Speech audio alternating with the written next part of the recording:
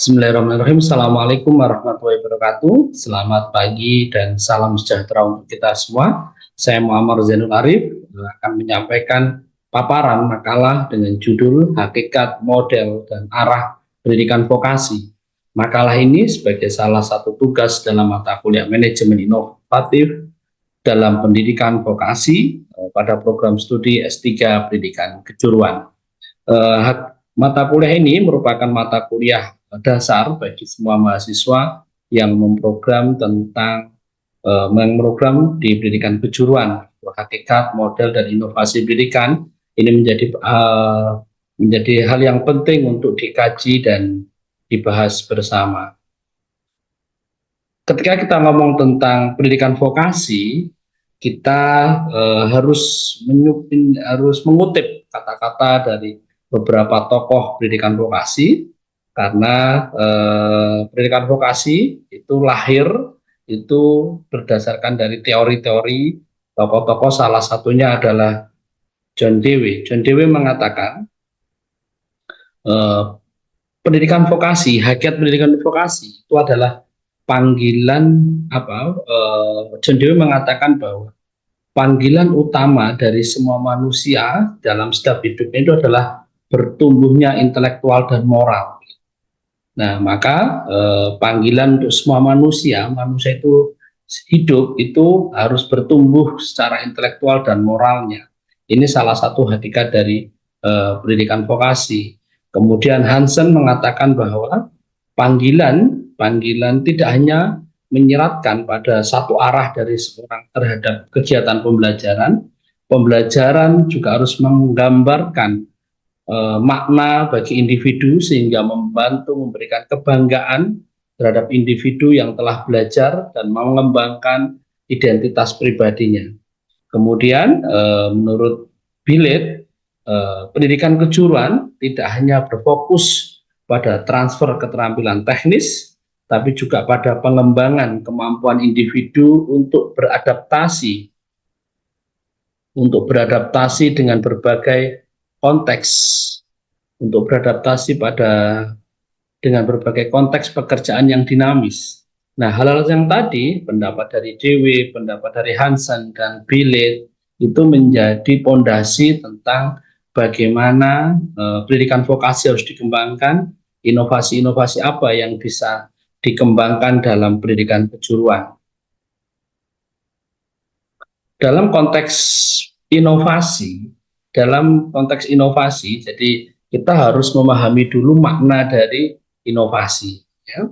Inovasi merupakan sesuatu yang inovasi tersebut adalah melebihi dari kebaruan ataupun penemuan. Jadi inovasi maknanya lebih dari hanya sekedar kebaruan ataupun penemuan. Karena apa? Karena inovasi merupakan perubahan yang menghasilkan perbaikan, menghasilkan produk, proses, metode, sistem, dan hubungan kerja. Itu adalah makna inovasi. Dari makna tersebut, maka kita bisa memahami bahwa inovasi itu melebihi dari kebaruan dan penemuan. Dalam konteks pendidikan vokasi, inovasi dalam pendidikan vokasi memiliki dua elemen penting. Yang pertama, inovasi harus mampu menunjukkan perubahan signifikan atau transformasi sistemis menuju praktek baru.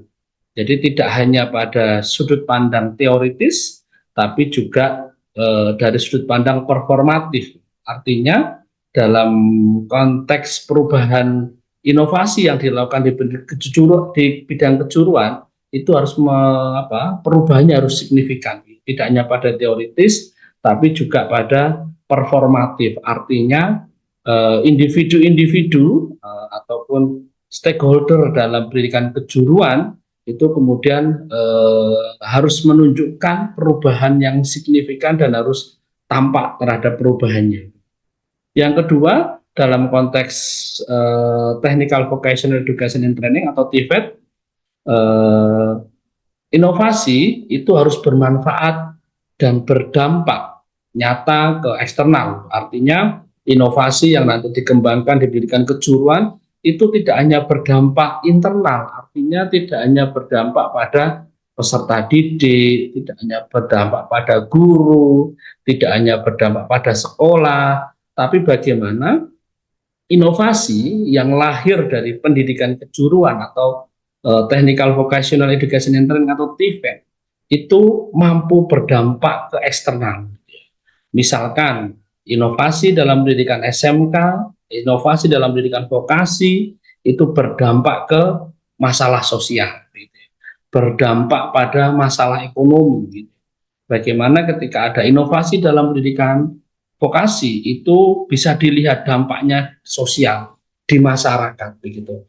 Kemudian berdampak pada ekonomi, itu contohnya misalkan inovasi yang dikembangkan mampu melahirkan lulusan-lulusan ya yang dia bisa bekerja, dia bisa membangun wirausaha sehingga terjadi peningkatan ekonomi atau kemudian berdampak nyatanya pada tata kelola SMK misalkan dengan penerapan TEVA dan seterusnya itu kelihatan gitu. Jadi dalam konteks pendidikan vokasi inovasi itu harus memiliki dua elemen penting. Satu ya, inovasi itu harus mampu memberikan perubahan signifikan ya, atau transformasi sistemis ya terhadap pendidikan vokasi. Yang kedua, inovasi tersebut harus bermanfaat ya, berdampak nyata ke sosial ataupun ke masyarakat begitu.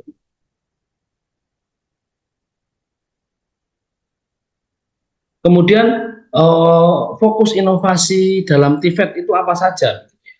Jadi dalam pengembangan inovasi, fokus inovasi dalam TVET yaitu satu ya, pendekatan yang dilakukan dalam inovasi itu harus berbasis pada hak asasi manusia. Artinya apa? Artinya bahwa inovasi yang nanti dilakukan itu mampu ya, artinya kemudian setiap manusia manusia itu punya hak, punya akses ya kepada pendidikan. Jangan sampai inovasi yang nanti dikembangkan itu malah menjauhkan masyarakat, menjauhkan peserta didik dari pendidikan gitu ya. Jadi inovasi ini harus kemudian basisnya adalah basis hak asasi manusia yang kemudian setiap manusia itu punya akses sebesar-besarnya dalam bidang pendidikan. Berikutnya adalah fokus inovasinya adalah keunggulan inklusif gitu. Artinya keunggulan ini adalah memastikan bahwa tidak ada satu orang pun yang tertinggal dalam pengembangan SMK gitu. Jangan sampai karena niatnya berkembang, inovasi yang dilakukan malah menyebabkan siswa tertinggal gitu ya, guru kemudian tertinggal dan semuanya kemudian ada yang tertinggal. Nah, dalam inovasi fokusnya adalah pada inklusif. Jadi memastikan tidak ada seorang pun yang tertinggal dalam pendidikan kejuruan begitu. Kemudian berikutnya adalah fokus berikutnya dalam inovasi sifat adalah kemitraan dan jaringan. Kemitraan dan jaringan itu memfasilitasi pembagian pengalaman ya kepada semua jaringan dan semua mitra sekolah. Jadi harus bagaimana inovasi yang dilakukan pendidikan kejuruan atau pendidikan vokasi itu harus semakin membangun kemitraan dan jaringannya. Berikutnya adalah fokusnya adalah pada kolaborasi multi stakeholder yang melibatkan guru, melibatkan siswa, melibatkan industri. Guru termotivasi dan terlibat dalam proses kolaborasi dengan industri. Siswa terlibat dalam program yang berfokus pada penyelesaian masalah terkini misalnya. Dan kemudian mitra lainnya bekerja sama dalam mengembangkan pendidikan kejuruan. Berikutnya adalah fokus inovasi dalam pendidikan kejuruan adalah partisipasi aktif ya semua pemangku kepentingan ya. Jadi untuk bersama-sama membangun ke depan tentang pendidikan vokasi, bukan hanya sekedar mengantisipasi apa yang akan terjadi selanjutnya, tapi lebih fokus pada membangun ke depan itu harus bagaimana. Karena ketika kita ngomong inovasi, maka itu jangkanya adalah jangka panjang. Jangan sampai inovasi ya itu hanya inovasi yang dilakukan dalam jangka pendek, apalagi pada konteks inovasi pendidikan kejuruan. Dia harus jangka panjang ya, dan kemudian bersama-sama ya membangun masa depan ya yang tidak hanya kepada memfasilitasi atau kemudian mengantisipasi apa yang akan terjadi ke depannya, tapi kemudian harus jauh lagi. Berikutnya, kalau tadi kita ngomong fokus, berikutnya ini adalah tentang hambatan. Ya, dalam inovasi itu selalu ada faktor yang menghambat. Nah, dalam inovasi salah satunya disampaikan oleh Zalman dan Duncan pada tahun 1977 memberikan analisis kondisi yang nanti menghambat inovasi. Ya, ada 4 yang nanti menghambat inovasi. Satu adalah hambatan budaya. Nah, ini dalam konteks ini inovasi tidak bisa berjalan baik karena ada hambatan budaya. Misalkan ada nilai-nilai atau kemudian kepercayaan budaya yang itu bertabrakan dengan inovasi, atau kemudian ketidaksesuaian ciri budaya dengan perubahan. Karena memang ada dalam konteks organisasi, misalkan ya, dalam konteks organisasi itu pasti ada budaya-budaya yang menghambat untuk perubahan. Itu yang perlu dipertimbangkan bahwa ada hambatan budaya dalam inovasi. Berikutnya adalah hambatan sosial. Nah, hambatan sosial itu berhubungan dengan solidaritas kelompok. Ya, ini penting bahwa nanti setiap kelompok, setiap elemen, setiap bagian stakeholder dalam pendidikan vokasi ataupun dalam konteks yang lainnya itu harus dipastikan bahwa hambatan sosial tidak terjadi. Karena biasanya ketika kita ngomong tentang perubahan, kita ngomong inovasi, selalu ada kelompok yang kemudian tidak mau menerima perubahan atau inovasi tersebut. Alasannya bisa macam-macam. Alasannya karena kita sudah nyaman, ya, kita sudah tenang dengan kondisi seperti ini. Nah, itu salah satu penghambat inovasi yang kedua. Berikutnya adalah hambatan organisasi. Kita lihat dalam konteks dalam konteks birokrasi, misalkan, ketika programnya sudah bagus tapi tidak bisa dijalankan dengan baik, itu salah satunya dikarenakan adanya hambatan dalam organisasi. Ya. Contoh struktur organisasi yang tidak match dengan perubahan, gitu ya. Kemudian administrasi yang ribet, yang banyak, kemudian dan hambatan-hambatan teknis lainnya. Itu bagian dari hambatan organisasi. Berikutnya adalah yang menghambat dalam organisasi itu adalah hambatan psikologis, gitu ya. Yang tadi saya sampaikan bahwa kadang-kadang ketika kita berada pada zona nyaman, ya, kita pada sesuatu yang kita senangi, kita cenderung tidak bisa untuk menerima perubahan. Kita cenderung tetap stagnan pada kondisi yang hari ini kita nikmati. Nah, ketika kita dalam konteks itu, ya, maka inovasi tidak akan bisa berjalan. Gitu ya. Jadi dalam inovasi kita harus memperhatikan 4 yang nanti dapat menghambat inovasi. Pertama adalah hambatan budaya, kedua hambatan sosial, ketiga hambatan organisasi, dan yang terakhir itu adalah hambatan psikologis, ya, hambatan psikologis.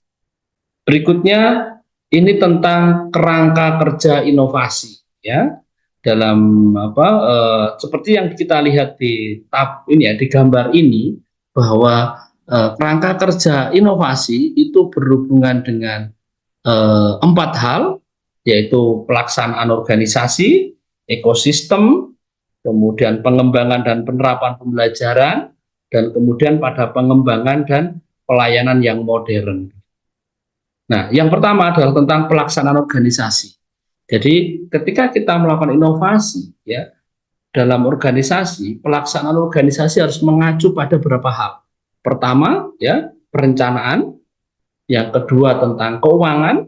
Yang ketiga tentang SDM, tentang tata kelola, komunikasi, dan monitoring internal. Nah, ini adalah kerangka kerja yang harus diikuti yang pertama, bahwa dalam konteks organisasi, jadi harus ada perencanaan yang jelas, ada keuangan, ada sumber daya manusia yang mendukung, ada tata kelola organisasi, ada komunikasi yang baik, dan kegiatan dimonitoring secara terus-menerus keberlanjutan. Yang kedua adalah kerangka kerja inovasi yang kedua adalah tentang ekosistem. Ekosistem ini mengacu pada bagaimana kelembagaan pendidikan vokasi atau kelembagaan pendidikan TVET mampu untuk menjangkau kemudian terlibat dalam interaksi dengan pihak eksternal gitu ya. Jadi itu ekosistemnya. Berikutnya tentang proses belajar mengajar. Dalam proses belajar mengajar itu mengacu pada pengembangan dan penerapan pembelajaran dan pendekatan yang baru yang relevan dengan konteks zaman. Berikutnya, kerangka kerja berikutnya adalah tentang produk dan layanan mengacu pada pengembangan layanan, ya, pengembangan berdasarkan hasil riset dan hasil konsultasi pada stakeholder lainnya. Nah, itu merupakan bagian dari kerangka kerja inovasi, yaitu satu, pada pelaksanaan organisasi, dua, pada ekosistem, tiga, pada proses belajar mengajar yang mengacu pada pengembangan dan pembelajaran yang baru yang relevan dengan konteks zaman. Yang keempat adalah produk dan layanan mengacu pada pengembangan dan pelayanan yang modern. Itu adalah tentang kerangka kerja inovasi. Berikutnya adalah kita masuk pada model-model inovasi. Kita tentu pernah belajar tentang model inovasi, ya. Jadi ada model inovasi yang sederhana dan ada nanti model inovasi yang komprehensif gitu ya. Nah, saya masuk pada model inovasi yang sederhana ya. Jadi dalam konteks inovasi ada model yang inovasi yang sederhana dan ada yang komprehensif gitu ya. Kalau dalam konteks model inovasi yang sederhana itu seperti gambar ini. Jadi dia ya dimulai dari proses riset dan development, kemudian itu di lab ya, atau kemudian di lab atau kemudian ruang bekerja riset gitu ya. Kemudian demonstrasi itu melakukan kita mendemonstrasikan apa yang tadi kita hasilkan. Kemudian early development ya, ataupun penerapan awal tentang inovasi yang nanti kita kembangkan. Berikutnya adalah widespread dissemination atau kemudian penyebar luasan. Nah, itu adalah model inovasi yang sederhana. Jadi dimulai dari penelitian untuk mengembangkan konsepnya tahap demi tahap, kemudian tahapan kegiatannya harus bagaimana, langkah-langkah apa saja yang harus dilakukan, itu diriset dengan baik. Setelah proses risetnya selesai, ya, kemudian tahap berikutnya adalah didemonstrasikan atau kemudian diterapkan dalam skala terbatas, gitu ya. Nah, ini bisa kita ujikan dulu ke khalayak terbatas, apakah model atau inovasi yang kita kembangkan itu kemudian bisa implementatif atau tidak. Kemudian pada penerapan awal ya, yang itu kemudian nanti butuh tentang bagaimana konsep, bagaimana model yang kita laksanakan itu apakah bisa berjalan dengan baik. Dan ketika tahap demonstrasi ya, kemudian pada tahap early deployment itu berhasil, maka berikutnya adalah pada penyebar luasan atau kemudian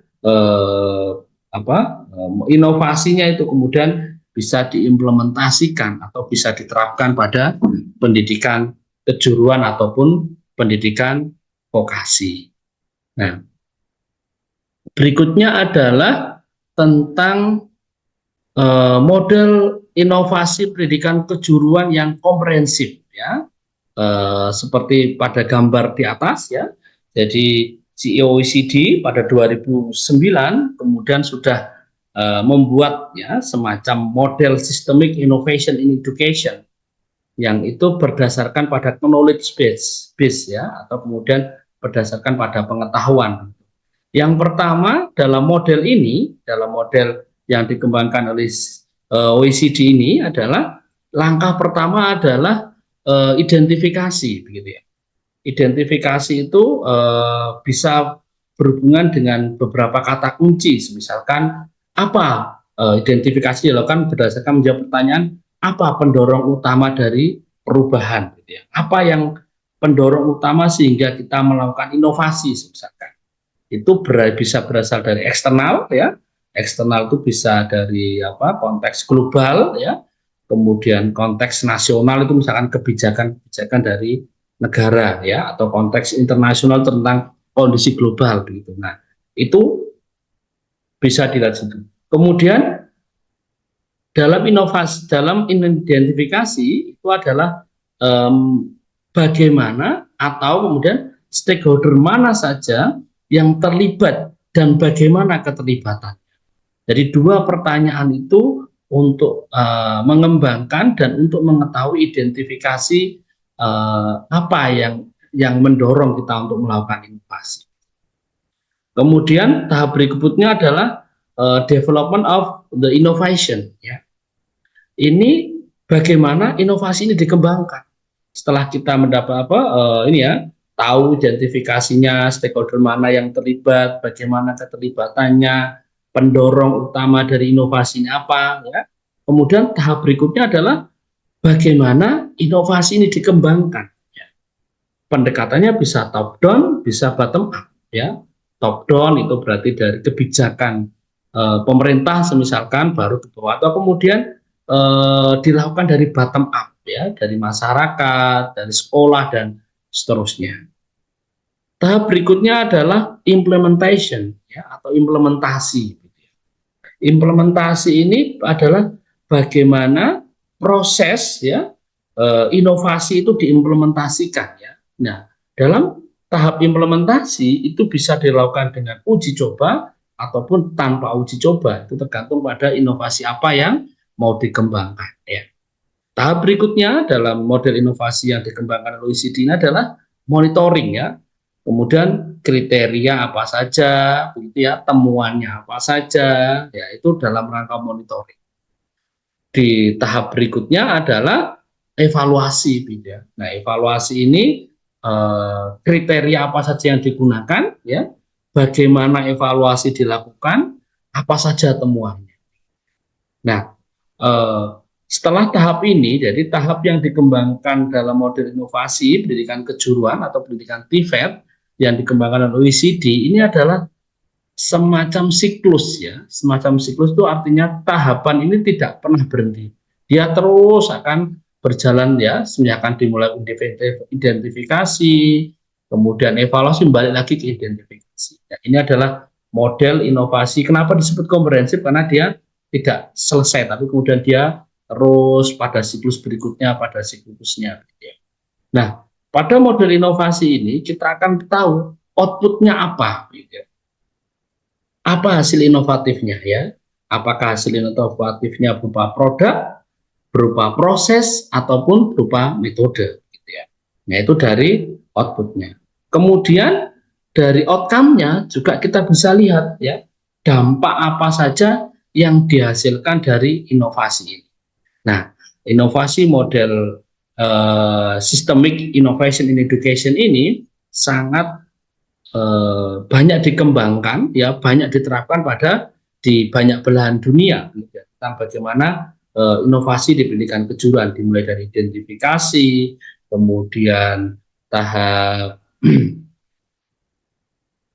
development, kemudian implementasi, monitoring, evaluasi, kemudian dari hasil evaluasi diidentifikasi terus, dan tahapan terus, siklus demi siklus ini dilakukan dalam rangka untuk mengembangkan inovasi.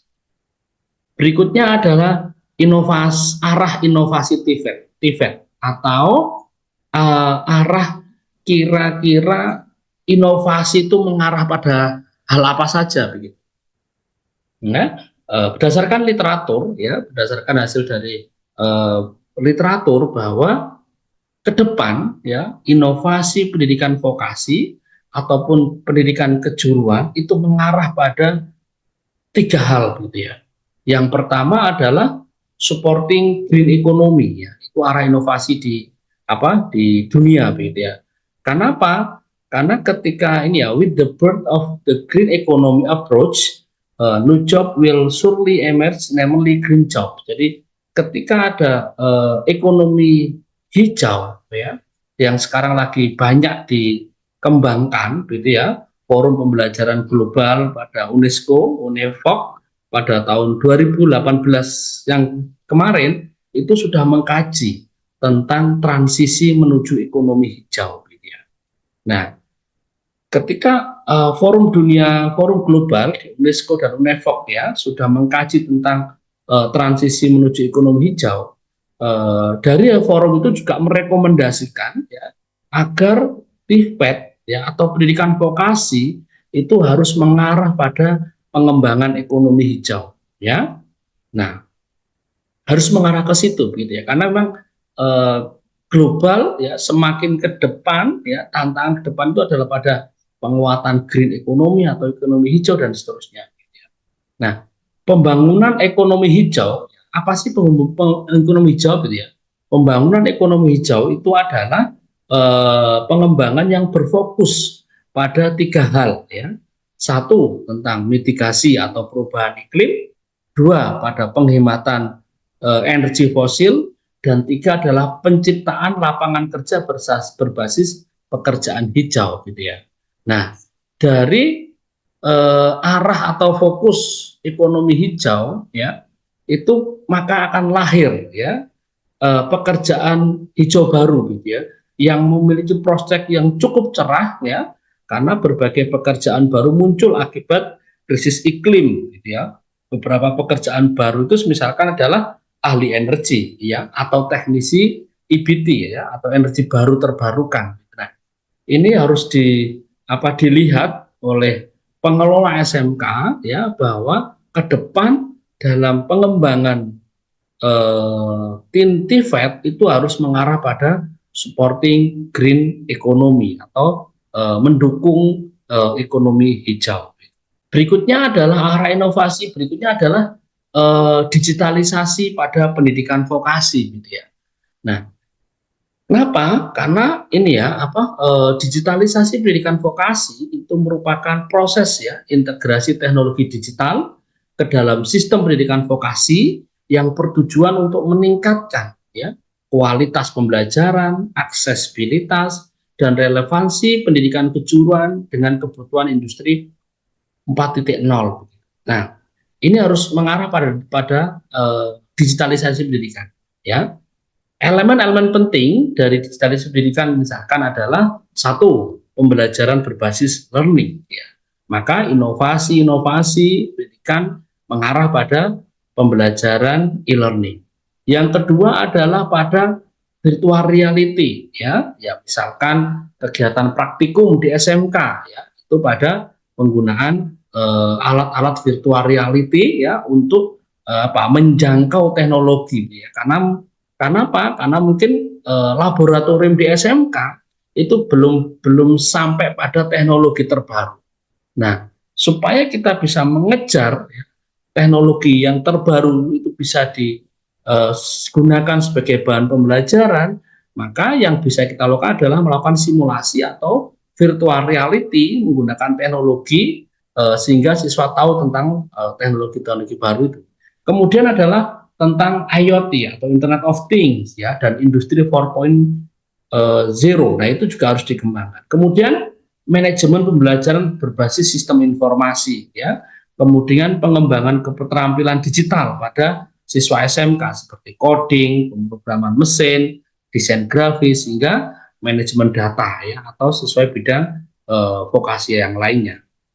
Arah inovasi TVET berikutnya yang terakhir itu adalah lahirnya pekerjaan baru. Nah ini ya, ini harus diantisipasi oleh SMK, oleh pendidikan kejuruan, bahwa ke depan itu akan lahir pekerjaan-pekerjaan baru di era digital, di era teknologi saat ini, itu sangat dipengaruhi oleh perkembangan internet, platform digital, AI, globalisasi gitu ya. Nah, pekerjaan-pekerjaan baru yang nanti muncul ya, itu antara lain adalah ini ya pekerjaan di bidang teknologi ya, kemudian pekerjaan di jarak jauh atau remote work misalkan ya, atau kemudian e-commerce ya, atau dan dropshipping gitu ya. Kemudian pekerjaan di bidang kreatif digital, pekerjaan di bidang pendidikan digital, pekerjaan di bidang kesehatan digital. Nah, pekerjaan-pekerjaan baru itu akan tumbuh pesat pada ini ya, pada ke depan. Nah, arah inovasi kejuruan pendidikan vokasi itu harus mampu menjawab tentang ini. Bagaimana inovasi yang nanti dilakukan oleh SMK itu nanti bisa berdasarkan ini ya, apa tentang bagaimana antisipasi kita, antisipasi pengelolaan pendidikan pada pekerjaan baru yang lahir. Jadi arah inovasi TVET itu salah satunya pada bagaimana bentuk antisipasi terhadap pekerjaan yang nanti lahir, yang nanti akan hadir ya pada kehidupan di masyarakat. Terima kasih tadi tentang makalah saya ya, paparan makalah saya yang berjudul Hakikat Model Arah Inovasi pada Pendidikan Vokasi. Demikian, terima kasih. Wassalamualaikum warahmatullahi wabarakatuh.